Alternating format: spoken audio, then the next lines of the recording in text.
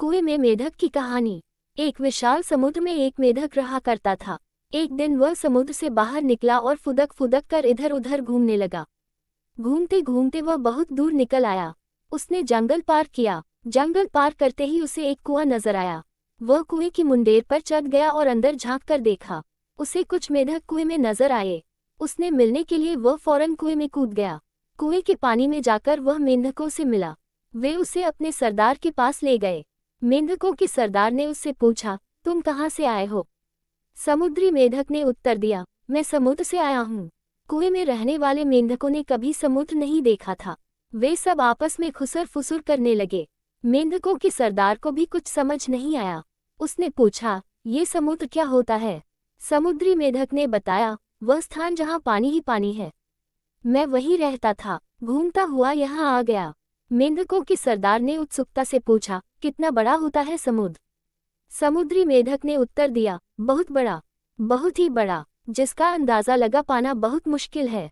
मेंढकों का सरदार कुएं के 1/3 भाग तक उछलकर बोला, इतना बड़ा नहीं, इससे भी बड़ा। समुद्री मेढक ने जवाब दिया। मेंढकों का सरदार और उछला और उसने आधा कुआं तय कर लिया। फिर पूछा, इतना बड़ा? नहीं, इससे भी बड़ा। समुद्री मेढक बोला। फिर मेंढकों के सरदार ने उछलकर पूरे कुएं की ऊंचाई नाप दी और पूछा, इतना बड़ा? समुद्री मेढक ने हंसते हुए जवाब दिया, इससे कहीं बड़ा, जिसका अंदाजा ही नहीं लगाया जा सकता।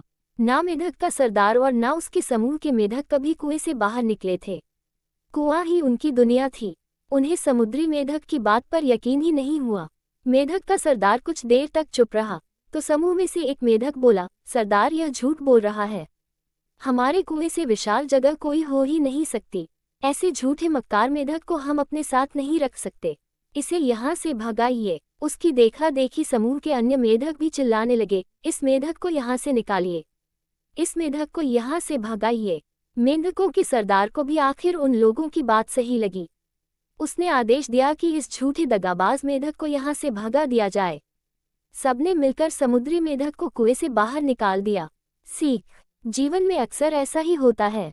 जिस चीज को हमने कभी ना देखा हो, उस पर विश्वास करना मुश्किल है।